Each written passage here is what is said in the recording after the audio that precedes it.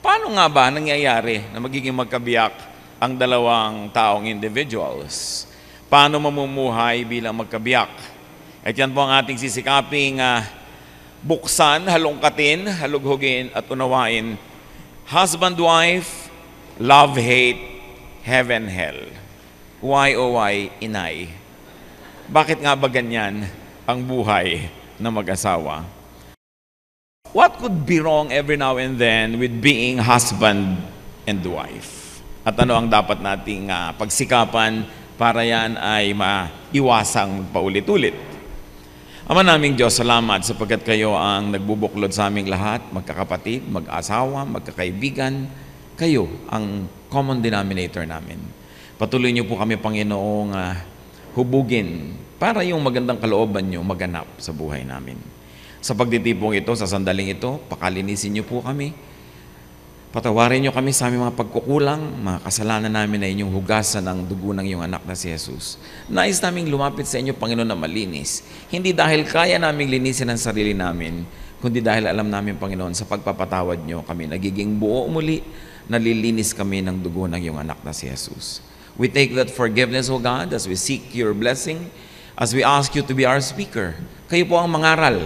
Turuan niyo kami, buksan niyo aming isip para lumawak ang pag-unawa namin at yung mas paganda ng pagandang buhay magaganap sa buhay naming lahat, lalo sa mga mag-asawang narito ngayon. Panginoon, mangusap kayong may kapangyarihan. Love us, continue to make us enjoy your love. Protect us from all harm, even our loved ones who are not with us right now. May your peace reign in our hearts and may your wisdom be our light right now. Father, we thank you in the name of your Son, Jesus. Amen.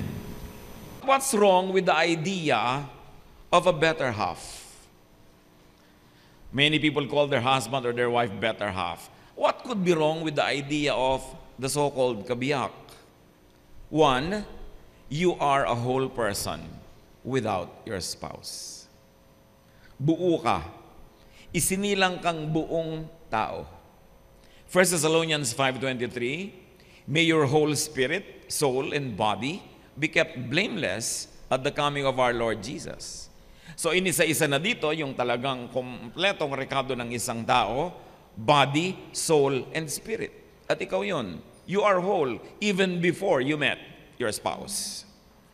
Genesis 2:7, then the Lord God formed a man from the dust of the ground and breathed into his nostrils the breath of life, and the man became a living being. So buhay ka na, living being, noon pa man. Your spirit, body, and soul from God make you a complete person. Para isipin mong kalahati ka lang at hindi ka nabubuo hanggang hindi ka nagkakaroon ng kabiyak is an illusion. It's a lie. 1 Corinthians 15:45, as it is written, the first man, the first Adam became a living being, the last Adam, a life-giving spirit. So si Adan pa lang, buo na siya noon. At yung pangalawa daw Adan, yung huling Adan, si Jesus, siya naman yung nagbigay nung spiritong nawala. Dahil itong si Adan at si Eva at lahat tayo ay naligaw, nagkasala. So life and life-giving spirit, galing sa Diyos Ama at galing sa Diyos Anak. So the dead in spirit will live again and will have life again in Christ. So what do you do as an important step in spicing up your married life and in appreciating your spouse?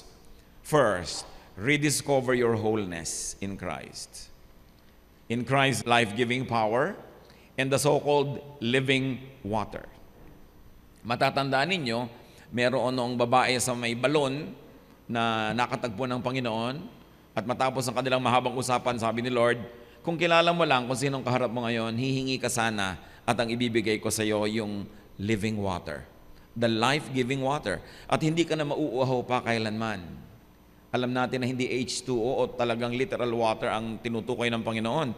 Sabi niya, itong tubig na ibibigay ko, magbubukal mula sa iyong kalooban. Hindi ka na kailangan pumunta sa mga balon, pumunta sa mga poso, humanap ng kung saan-saang source. Kasi sa iyo mismong kalooban magmumula ito. At hindi ka lang mapupuno, aapaw ka pa. So, one of the ministries of the Lord Jesus is to give satisfaction and wholeness from within. Galing sa loob, hindi galing sa labas. Hindi galing sa ibang tao, hindi galing sa mga bagay-bagay, galing mismo sa loob. Kaya magiging malaya ka. Hindi ka nakasandal, nakapulupot, nakaasa sa iba. So be full of and overflow with your whole self. Then you will be fully whole. Then you will be able to now accept a partner and minister to a partner because you yourself are whole. Maraming partnerships doesn't work dahil yung mga tao, hindi nila nare-realize na whole sila. Ang tingin nila sa sarili nila, kulang, at ang pampuno nila yung partner. So may tungkuling kang punuin ako kasi kulang ako. Ang nangyayari tuloy, lagi lang nabibigo dahil hindi na nang nagaganap. So, want a partner to have someone to give to, not to have someone to take from. Pagka nabuhay ka sa illusion na, I want to have a husband or a wife to complete me. Ibig sabihin, kailangan ko ng tao para ko siya kunan at ako'y punuin. At pag pumasok ka sa marriage, sa gano'n ng expectation, wala akong pera, kailangan kong magkaroon ng asawa na maraming pera o kumikita ng malaki. So nag-asawa ka para may magbigay sa'yo. Lumaki akong hindi minamahal ng mga magulang ko, kailangan maghanap ako ng magme-make up for that loss. Kailangan may magmahal sa akin. Lugi ako noon, ang hirap-hirap ko, kawawa ako, api-api. Kailangan ngayong may tumangkilik sa akin. Papasok ang tao sa pag-aasawa na ang inaasahan makahuthot mula sa kapwa at mapuno ang sarili niya, kaya you are, what? Designing destruction for yourself. It is not good for a man to be alone, sabi ni Lord. Ibig sabihin, one of the many beautiful meanings, it's not good for a man who is whole, who is full of love, to be alone with no one to give it to. Hindi ibig sabihin that this man is lonely, kailangan may magpasaya sa kanya. This man is insufficient, kailangan may pumuno sa kanya. But because Adam was whole and full, sayang naman kung wala siyang mahalin. Sayang naman kung walang maging object yung kanyang perfect creation. Hindi yung sayang naman walang source of love. So bigyan. Jesus is the Spirit, the living water, flowing from within.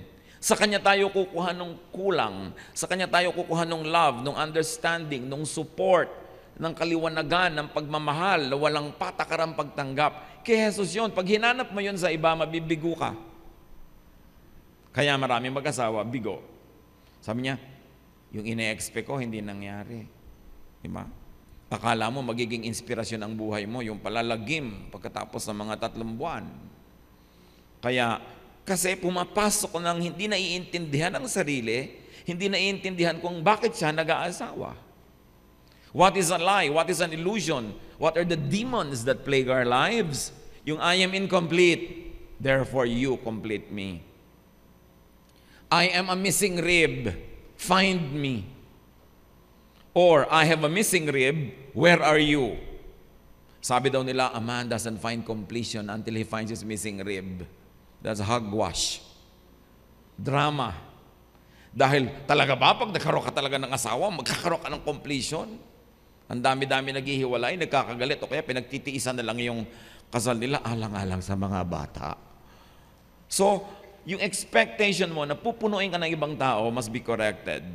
Cast out your demons so you could be whole, healthy, and autonomous.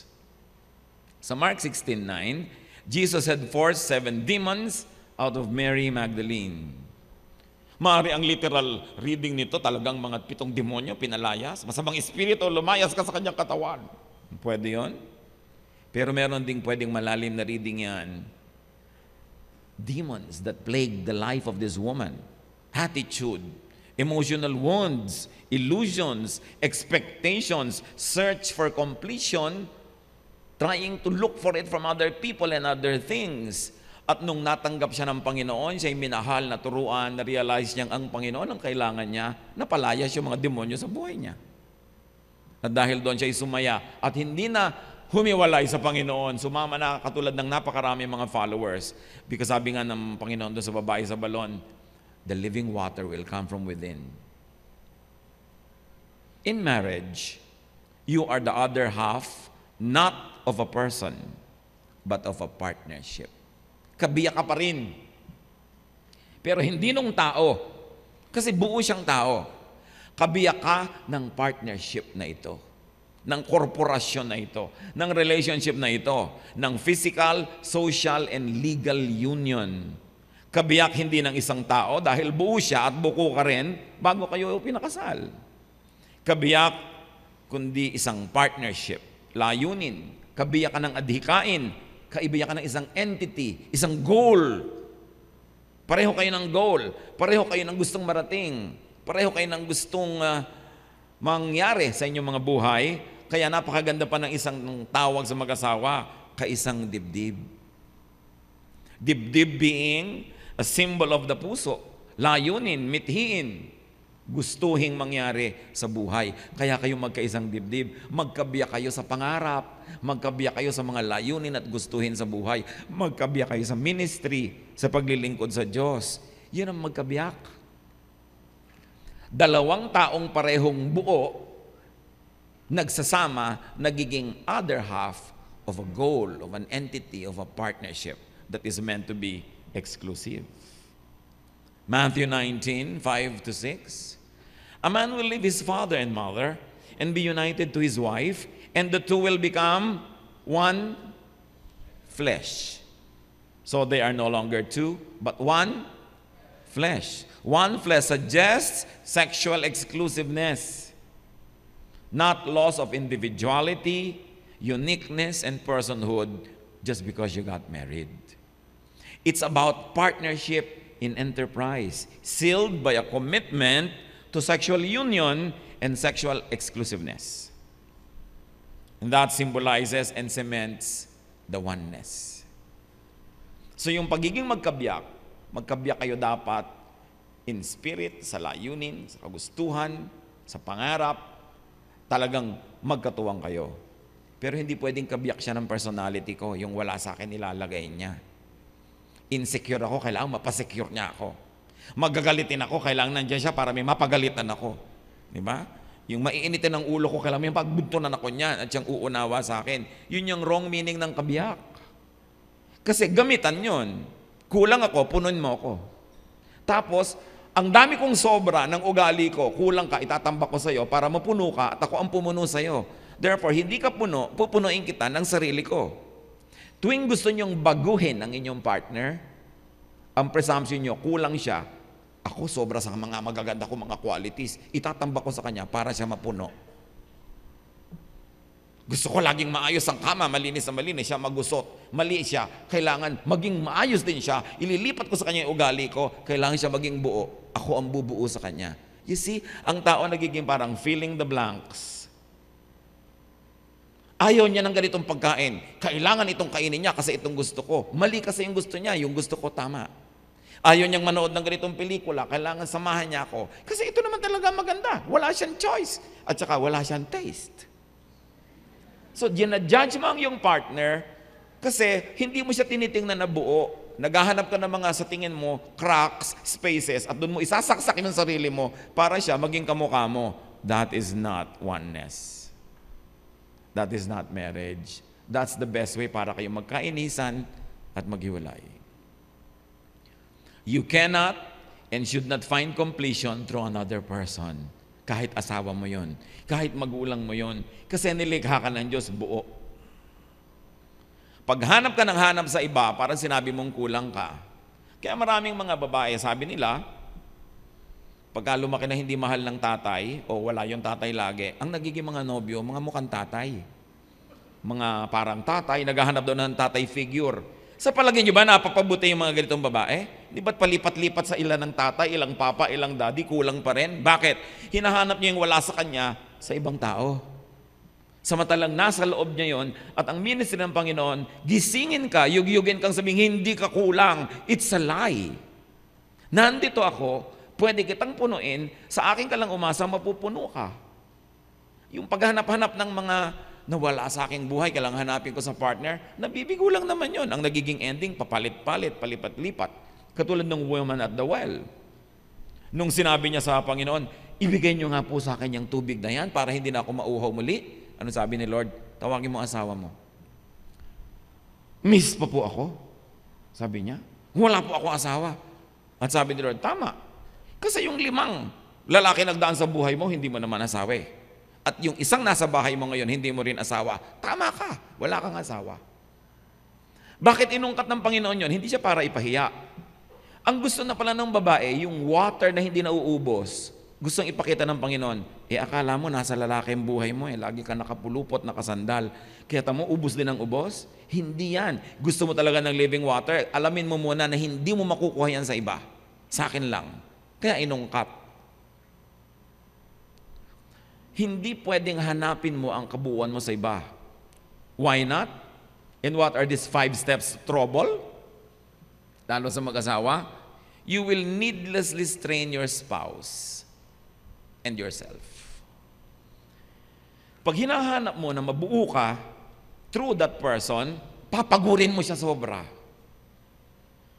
Gustong-gusto mo na aalala lagi ang anniversary kasi maalalahanin ka. So kailangan maalala rin niya. Pag hindi, Giyera Mundial. World War III. Naaalala ko, ba't di mo naaalala? Malungkot ako, dapat naaalala mo yan kasi gusto ko yan. You see, naaalala mo pala, di paalalahanan mo siya. Hindi masaya yung mga babae sa sinasabi ko. No? Kasi gusto nyo talagang alala. Kasi gusto nyo maging babae yung asawa nyo eh. Hindi talaga maaalahanin sa ganun. Ngayon, mainam kung maalalahanin o kaya mag-adjust para sa kagustuhan nyo. Pero sa pag-a-adjust, siyang mag-adjust.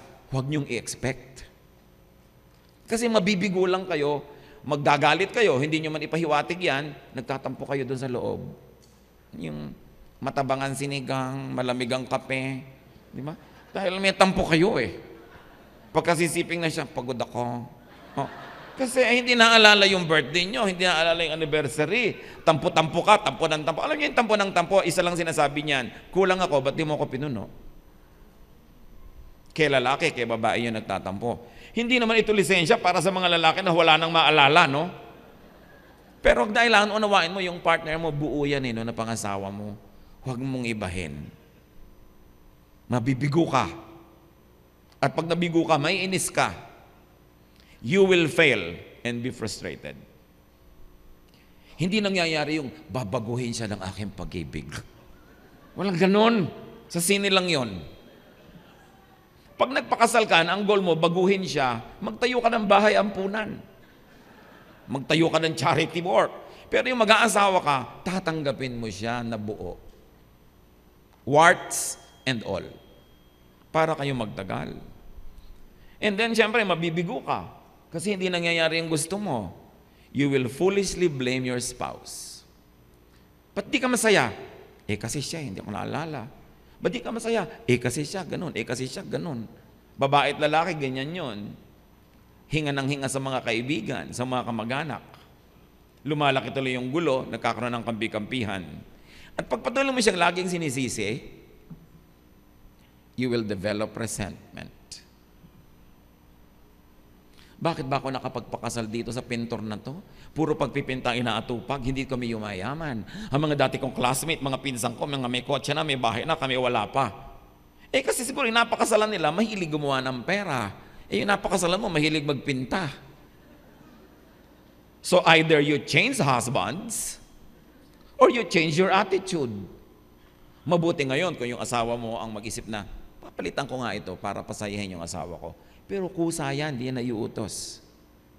At hindi yan nasusustain pag inuutos mo lang.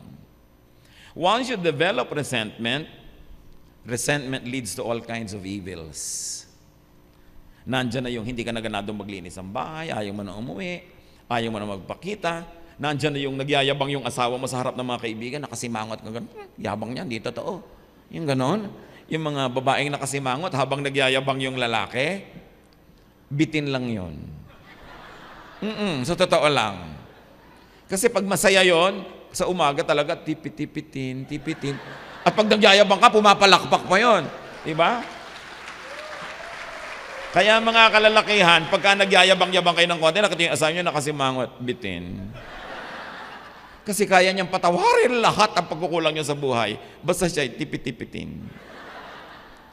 Now, how to be a good half of the partnership? Not half of the person, ha? Whole siya, whole ka rin. But you are half of the partnership. Be a good one whole yourself. Kailangan muna you are at peace with yourself because you cannot give what you do not have. Most of the time, you are not able to give to your partner because you don't really have what it takes. Dahil ang dami mo pang issue sa buhay. No? Ang dami mo pang angst. Ang dami mo pang mga multo na dapat palayasin sa buhay mo. Kaya tuloy ang napapalayas mo yung asawa mo. Kasi nalilito ka na kung sino talaga yung bida at kontrabida dyan. Know that you are and you can be whole without your spouse. Hindi ko tinasabi na mamuhay kayo magkahiwalay, dangerously independent of one another, but what we're trying to say is don't be dangerously dependent of each other. You were not created to be dependent. You were created as a whole. No? So, this will not take the love out. It will only take the pressure off. Kailangan walang pressure. Isa pa na mission ni Lord, sabi niya, come to me all of you who are tired and heavy laden, I'll give you rest. Dapat restful ang samahan nyo. Hindi struggle. Hindi laging tension and stress. But if you have very high expectations of each other, life will be a performance. It will not be restful. Then people will find rest elsewhere. Dapat kasi payapa, tahimik. And it comes with unconditional acceptance. Develop your wholeness. Psalm 139:14. I praise you because of the wonderful way you created me. Everything you do is marvelous. Of this I have no doubt. Ano sabi? Ang ganda-ganda ng pagkakagawa niyo sa akin. At hindi yun yabang pagkilala sa pagiging tama ng Diyos sa paglikha. So, you are wonderful. But that's not only the story. No? That's only one half of it. You know the other half? Your spouse is wonderful too. Kasi nilikha din siya ng Diyos. Ngayon, pag lagi niyong gustong baguhin, ibahin, maging kamukha niyo ugali, kamukha niyo style, kamukha niyo yung standard, hindi kayo nawa-wonderfulan. Sasabihin niyo, kulang ka, tularan mo ko, maging katulad kita, para maging buo ka. Yun ang yabang. Acceptance. Na mahanap mo na yung spouse mo, iba sa'yo, pero wonderful. At kung ang tagal-tagal nyo na magkasama, hindi mo pa nakikitang wonderful siya, kalugin mong utak mo para ka magising. Dahil sabi sa Bible, everybody is wonderful. Pag yung asawa mo pa, hindi mo nakakitaan nun, lugi ka, lugi siya. Kawawa naman kayo. Tapos lalo kung hinahanap mo yung kapintasan, gulo. Ang hanapin mo yung wonder. Yung salamat na lang di kita kamuka. Kung aaminin nyo naman, ang dami nyo masasabang ugali, di ba? Lahat tayo. Bakit gusto nyo maging kamukha nyo yung asawa nyo? Salamat, iba siya. And celebrate that difference, that variety, instead of complain about it and try to make him or her a clone of yourself. James 1:4, let steadfastness have its full effect, that you may be perfect and complete, lacking in nothing. That perfection and completeness comes from God, who is God of variety. God is not a God of sameness. No two people are the same. Kung mapapakasalan mo, kamukha mo lang, i-duplicate mo lang yun, hindi mo kailangan. Kailangan mo talaga iba. Mula ngayon, mga kapatid, kung meron kayong pagkakaiba na naiinis kayo o nagiging source ng stress, turuan yung sarili nyong appreciatein yun.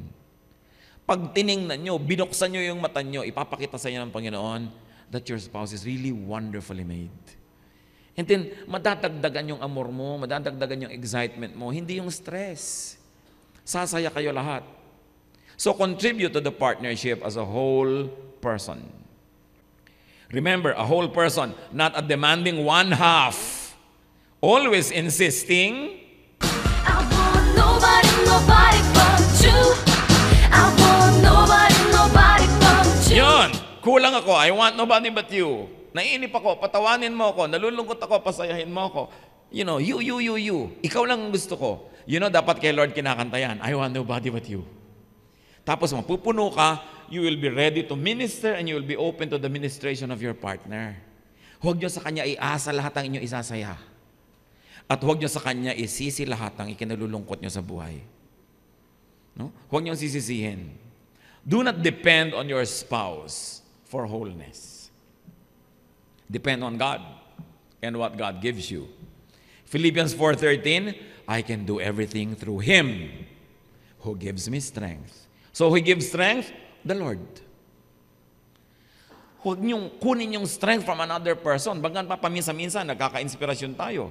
Pero nakalilimutan natin, ang Diyos ang pinagmumula ng strength. Siya ang pinagmumula ng lakas ng loob. At pag yan, dinibdib mo, hindi naman nawawala ang Diyos kahit kailan, di ka mauubusan ng strength. But when you say, I want you, you feel my need, you answer my questions, you be there for me. Kahit gustuhin ng tao, hindi niya lagi magagawa yon kasi he is limited by time and space. Kaya kailangan, habang nakikipagmahalan ka, meron ka ring buo na konsepto ng sarili na buo yun kahit wala siya. Hindi para hindi mo siya kailanganin, kundi para huwag mo siyang laging inag. Para lumuwag ang mundo niyong dalawa at mas maganda yung climate of your romance. Therefore, do not be addicted to your spouse. Do not be addicted to your spouse for wholeness, for satisfaction. Do not depend on him or her for fixes. Addiction is not the way. Kailangan nakakaimbento ka ng saya nang wala siya, lalo't kung hindi niya kayang nandun. Dapat nakakaimbento ka ng ibang kalibangan, kahit na siya sana ang gusto mong libangan. Pero hindi naman laging pwede. Huwag kang maging addict. Kasi pag naging addict ka, ang mahihirapan yung tao. Sobrang magiging demand mo, lagi ka rin mabibigo. What causes addiction to another person? What causes addiction to romance, to partnership?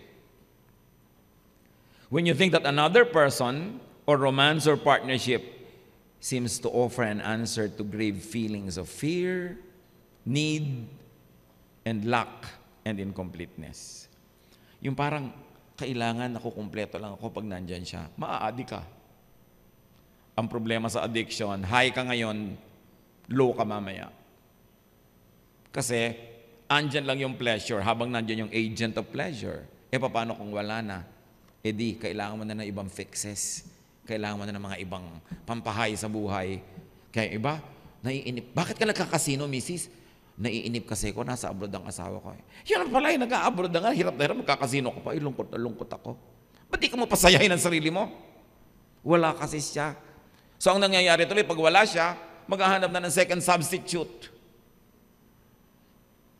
Yung mga nasa abroad din, ang daming nangyayaring ganyan.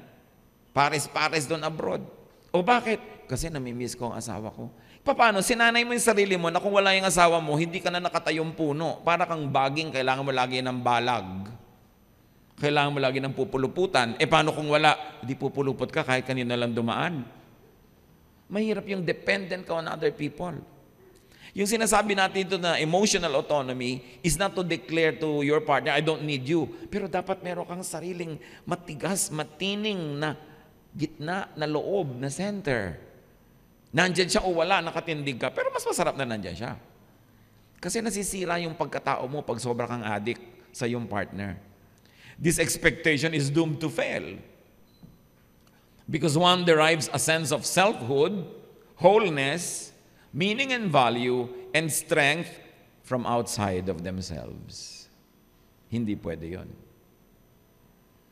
It's an externally derived sense of identity. Sa Spain nga, ang mga babae doon, kahit nag-aasawa, they maintain their family name. Halimbawa, ikaw si Mercedes Santos. Ikaw pa rin si Mercedes Santos, pinapakilala ka, Mercedes Santos. Pag gustong sabihin yung asawa mo halimbawa, De La Cruz, ito si Mercedes Santos de La Cruz or de Vega. Ganon. Hindi nawawala yung identity nila. Hindi ko sabing ganyan ang gawin nyo, but it's an example na you maintain a little bit of yourself. So that you are ready to give, not always to ask. Yung iba naman, ang sense of meaning nila, wealth.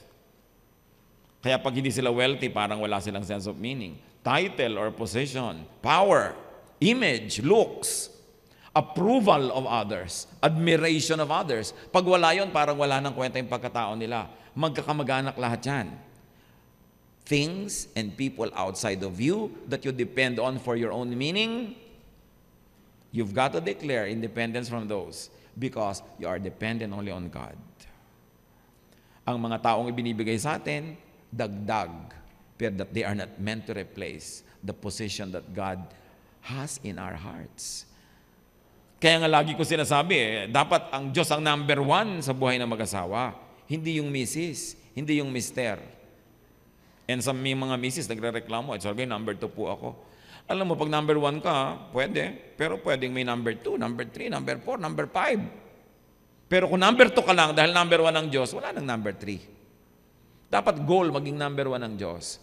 Kaya priority ng mag-asawa to keep themselves together is always worship God together, to grow spiritually together. Because as long as God is the center of your life, you will be whole. You will be full. It's a goal. Pag sobra kang umaasa sa asawa, stressful. Meron pang ayaw kumain pag wala pa yung asawa. O bakit hindi ka pa kumakain? 10 na kasi iniintay kita eh. Either talagang napakalabing ng babaeng ito o na mamanipulate. Kailangan makauwi ka ako, hindi mamamatay ako sa gutom. Hunger strike yun. Di ba?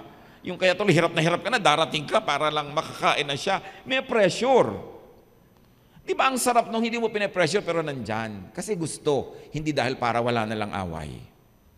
Yung mga ginagawa para wala na lang away, natutuwa ka pero ang babaw nun, mas malalim yung kaligayahan mo pag isinusukong kusa, ibinibigay ng kusa without your demand.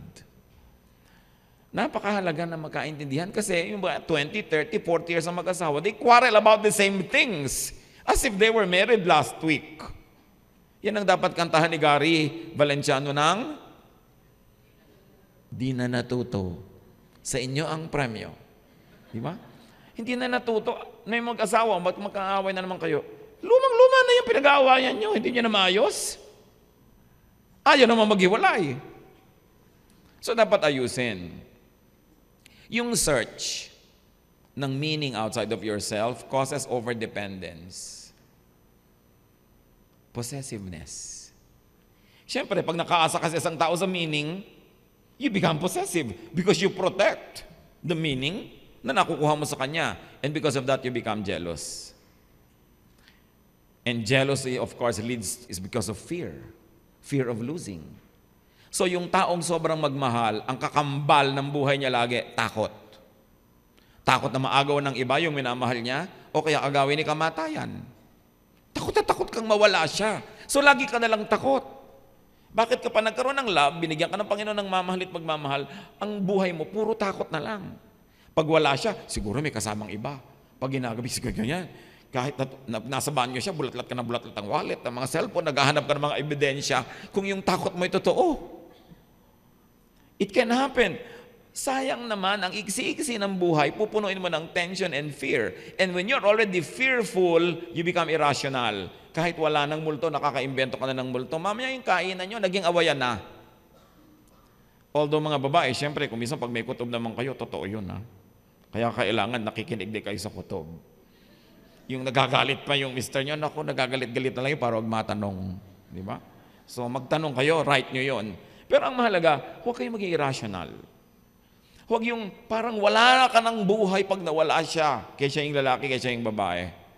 Kasi aasa ka ng gusto. At pag nakasandal kang todo sa isang tao, di ba nangangawit siya? At pag nangangawit siya, anong gusto niya? Pahinga. Mapapahinga lang siya pag nawala ka. So anong gusto mo? Wala ka. O malayo sa'yo kahit sandali, makapagpahinga. So nakakapagod ka bang kasama? Iyan ang importante yung tinatanong. Pero alam nyo, mga kapatid, kung may pakiramdam kayo, di nyo na kailangang tanong yan. Dapat kayo magtanong sa sarili nyo, manalamin kayo, nakakapagod ba akong asawa? Di ba yung, wala na ba akong tigil ng ka-expect, ka-demand, na maging tulad ko siya? Pero 20 years na namin pinagtatalunan to. So dapat, either magpalit ka ng asawa na hindi advisable, o magpalit ka ng ugali, which is doable. Magpalit ka ng mga expectation, but you won't want to live all your life until your dying day quarreling about the same things. Dapat maiba. Pagka ang tao nagkaroon na ng irrationality, violence is not far behind. Kaya dumadating na yung nagsasapukan, nagbabatuhan na ng mga cellphone, diba? Hampasan ang sandok. At pag namamalansya yung asawa mo, huwag mong aawayin. Diba? Kaya maraming may mga paso.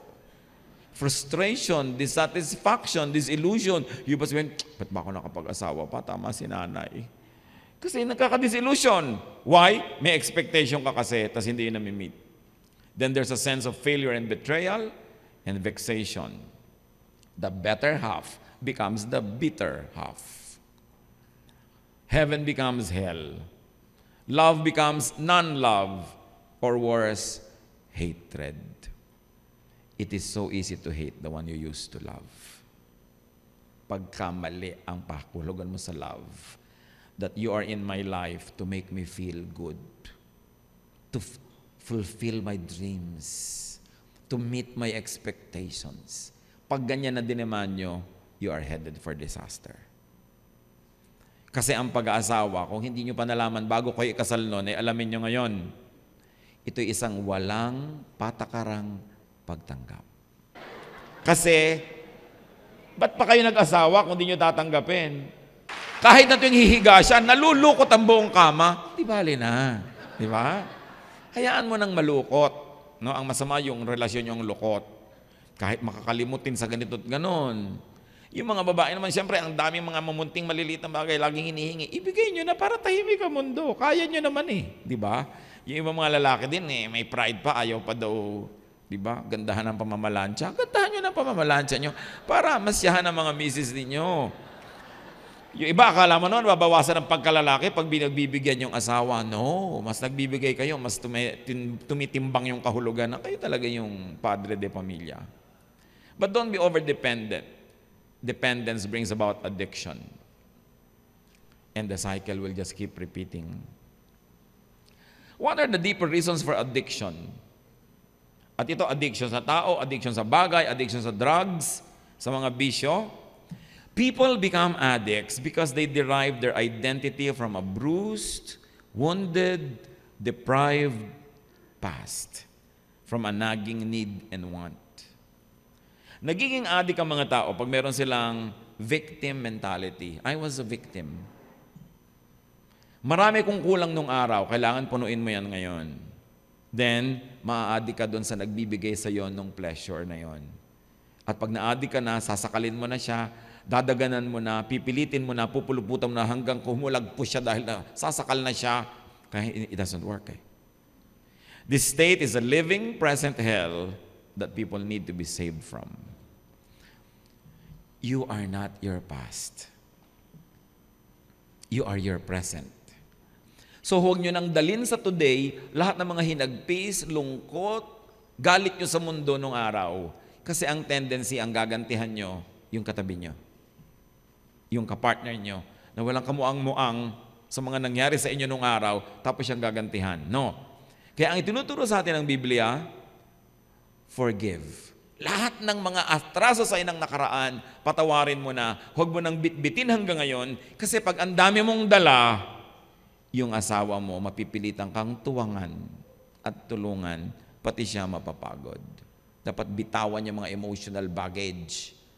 Yung mga galit mo nung araw sa nanay mo, sa tiya mo, sa stepfather mo, stepmother mo, sa kapitbahay niyong masungit, sa tita mong nangungurot, lahat yan, huwag mong iganti sa iyong asawa.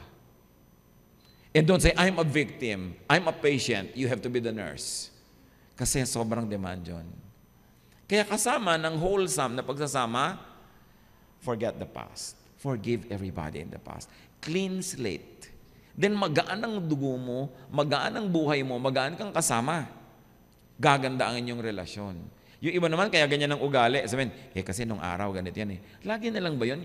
Minsan lang nangyari sa inyong buhay nung araw yun. Habang buhay nyo na bang uungkat-ungkatin, aalalahanin, parang nagre-replay, then ang effect pa ulit-ulit. At ito nga yung lugi dyan eh. Yung asawa nyo na pagbubuntonan ng lahat. Hindi naman siyang gumawa. So, forget the past. Forgive people. And also, don't think too much about the future. Utos din niya ni Lord, ha? Sabi niya, don't be anxious about tomorrow. Tomorrow will be anxious for itself. The day's trouble will have its own solutions. The blessings for today is enough for the needs of today. Kaya marami rin mag-asawa nag-aaway kasi laging concern yung isa about the future. Oh, wala pa tayong savings, wala pa tayong ganun, wala pa tayong... Kailangan mo na ba ngayon? Hindi pa. Huwag ka mong awayan ngayon. Hindi pa pala kailangan eh. Ang totoo, kung nabubuhay tayo mga kapatid sa yung today, ayan, ngayon, anong oras na? Tingnan nyo, anong oras, anong minuto? Ano pa talagang problema nyo? Wala naman, di ba? Dumadami yung problema pag iniisip yung nakaraan, naaalala nyo yung mga galit nyo, o kaya yung future, naiisip nyo yung mga fears ninyo, mga worries. Paano kaya tayo mamamatay? May savings ba tayo? Paano pag nagkasakit tayo? Alam niyo sabi ni Lord, tomorrow will be anxious for itself. Bakit? Kasi bawat problema may kasamang solusyon. Bawat north may south, bawat west may east, bawat up may down, bawat cold may hot, lahat may kakambal. So ano kakambal ng problem? Solution. Pag walang solution, hindi problem. Tanggapin nyo. Hindi problem yan. Huwag yung solvent kasi wala palang solution. Pero pag problem, may solution. Ito ngayon, yung problem nyo bukas palalabas yung kakambal na solusyon. Hindi ngayon. Kasi wala pa siya eh. Pero pag fast forward nyo yung problem bukas, iniisip nyo ngayon, hindi nyo naman makita yung kakambal na solution. That's why you worry. Kaya ang tanong ko, may problema ba kayo ngayon? Paano kaya ako mamamatay? Saan ako ililibing? Patay ka na ba? Hindi. Sigurado pag namatay ka, may maglilibing sa'yo. Huwag mong problemahin yon. Di ba? Mangyayari at mangyayari yon. Bakit ko ito inuungkat? Maraming away ng asawa tungkol sa future. Paano ihuhulugan natin next month? Next month na ba? Hindi ko sinasabi huwag kayong magplan o magtrabaho. Because if you do your today well, tomorrow will take care of itself. Just do your work well now. Just live well now. Huwag mo fast forward yung mga problema, tinatambak mo sa asawa mo. Meron pa, pag nag-asawa ko, namatay ako, mag-aasawa uli. Pati ba naman yung sinasakop nyo pa? Hihilahin kong paa mo pagka nag-asawa ka. Sasama ako sa honeymoon. You know? Pagka ganun kayo, anong inaasam nyo na katahimikan sa buhay na ito? Live for today. Do it well, tomorrow will take care of itself. And not only that, God will be there tomorrow. So, huwag nyo nang pag-aawayan at uungkatin yung tapos na. Tapos ito, so hindi nyo na pag-aawayan yung nakaraan, di ba? Ha? Promise? Huwag nyo rin pag-aawayan yung future dahil wala pa. So ngayon, tatanungin ko kayo, right now, while you're seated together, meron ba kayong problema? So wala kayo dapat pag-aawayan. Bukas, marirepeat yung today. Kasi yung bukas lang ang haharapin nyo pag nandun na yung bukas. Kakalimutan nyo rin yung ngayon. Kakalimutan nyo sa makalawa pa. Yun ang tatahimik ang buhay. Yun ang sabi ni Lord, no? Salvation. Salvation from the past. Salvation from the oppression of the future. Live for today. That's why the Lord says, today is what is important. Pag kayo nabuhay for today, ang daming mawawalang bigat sa inyong buhay. At bakit nyo dapat alisin? Kasi habang hindi nyo inaalis, dinadagan nyo rin naman sa partner nyo yon, hindi nyo rin sosolohin. Kaya gumugulo ang buhay. Identify yourself with the blessings of today, not with the deprivations of yesterday, and not with the concerns and worries of tomorrow. Kailangan, because identified wants and deprivations of the past, people tend to look for the answers in their partners. They search for their missing rib, nagiging rip-off tuloy. And then they search for that soulmate, nagiging checkmate ang buhay. Kasi hinahanap mo yung soulmate. Ano yun? Wala yun. Yung sarili mo, ang soulmate mo, kasi ikaw ang dilikha ng Diyos na buo. Huwag kang maghanap na maging shot, ikaw match na match. It's a lie. Huwag kang maging sobrang romantic at madrama. Don't seek completion because it's unending and the demands are very high. Completion is in God.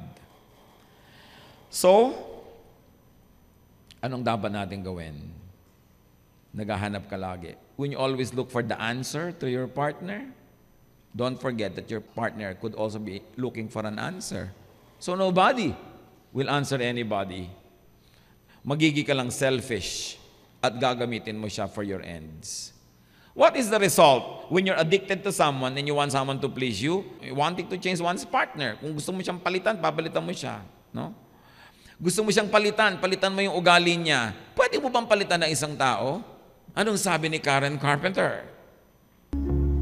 If what you want isn't natural for me, I won't pretend to keep you. What I am, I have to be. The picture of perfection is only in your mind. For all your expectations, love can never be designed. We either take each other for everything we are, or leave the life we've made behind and make another start.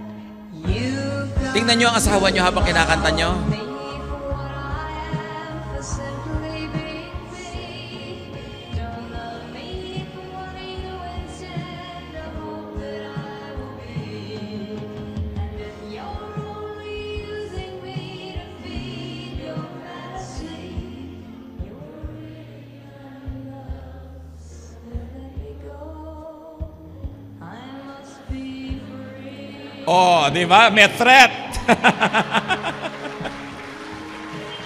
Veiled threat yan. Kung ginagamit mo lang ako, fantasy mo lang ang pinapasaya mo, wag na lang. So, walang patakarang pagtanggap. Everything or nothing. Hindi pwedeng tailor-made. Love can never be designed. So, either you change one's partner, or many people look for many part-time partners, or they keep changing partners, like the woman at the well. So, tanggapin. Kahit naman palitan mo, yung makukuha mo uli, hindi na naman yun ang perfect ideal mo, wala ka lang tigil. Hanggang butot balat ka na, inaago ka na ng kamatayan, naghahanap ka pa, Facebook ka pa ng Facebook, I'm single. Diba? Yung nakakalat ka pa sa lahat ng bar, may tungkod ka na. So, kailangan, yan na yan. Kung ano binigay na sa inyo ng Lord, yan na. Diba? Yan na yan. Sabihin mo, ikaw na talaga. Dapat.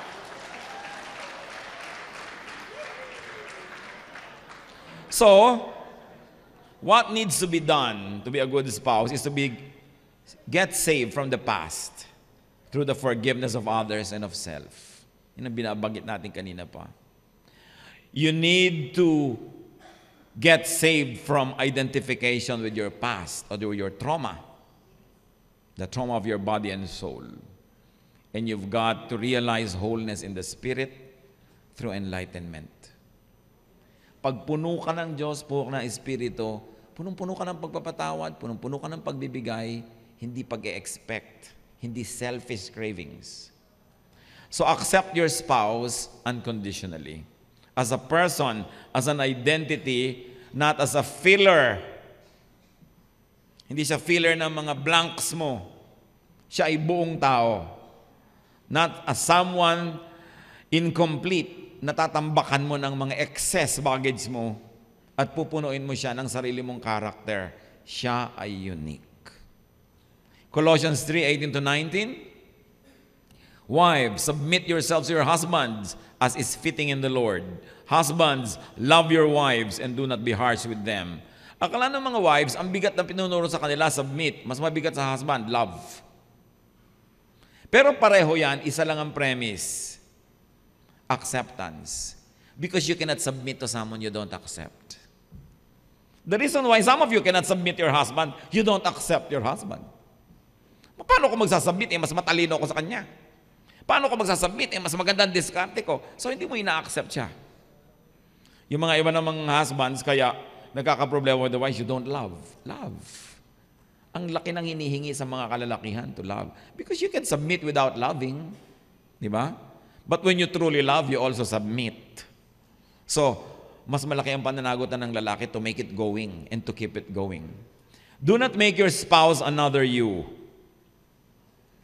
Do not make your spouse a projection of your ideals, an executor of your illusions, a filler of your empty cracks. Kasi, hindi ka naman talaga empty. At paano mo siya gagawing filler? Buo rin siya, hindi naman siya pira-piraso. So, kailangan buong pagtanggap. When you don't accept your spouse fully, you'd only become judgmental. You know why some of you become judgmental of your own spouse? Because you don't accept the person. And when you're judgmental, you become unhappy. When you're unhappy, you become demanding and complaining. And you also provoke your spouse to be the same. A vicious cycle begins. Everybody loses. Kaya sabi sa Ephesians 5:21, submit to one another. Hindi lang yung wife nagsasubmit sa husband. Husband din submit to wife. Submit to one another out of reverence for Christ. In other words, yung submission, hindi naman pagsuko, bigayan. Pagbibigay. So nagbibigay ka kung kaya mo ngayon, marami kang powers ngayon, ikaw ay magbigay. Bukas, wala siya, siya naman ang pagbigyan mo. Bigayan. Submission kasi hindi pagpapaalipin, pagpapaapi, pagpapakawawa, pagpapakahamak. No! Pagbibigay. Submission of your ego to another. O sige, pagbibigyan kita. Body language naman will tell you na, hindi ko kaya magbigay ngayon, pagod na pagod ako, punong-puno ako. So ikaw nang pagbibigyan ko. Bukas ako naman, bigayan. Yan ang mahalaga. Always put God in the center of your partnership. And you cannot be wrong. Put the spirit of your spouse, which comes from God, as priority for you. No? 2 1/2 persons cannot make a one whole person. Hindi magmamatch. 2 non-whole persons cannot make a one whole partnership. Dapat 2 whole persons, they can make one whole partnership. Realize your wholeness, contribute a whole you, and accept, receive, and enjoy your whole spouse. Kaya nga, husband, wife, love, love, heaven, heaven, fun, fun, hugs, hugs, muwa, muwa. Mabuhay kayo, mga mag-asawa.